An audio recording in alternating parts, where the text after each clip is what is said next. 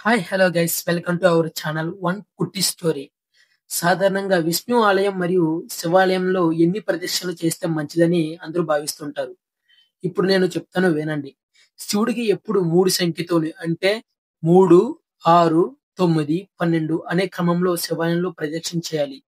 శ్రీ మహావిష్ణువుకు ఎప్పుడు 4 సంఖ్యతోని అంటే 4, 8, 12, 16 అనే క్రమంతో విష్ణు ఆలయంలో ప్రదక్షిణ చేయాలి. ఇక్కడ అందరికి ఒక డౌట్ రావచ్చు.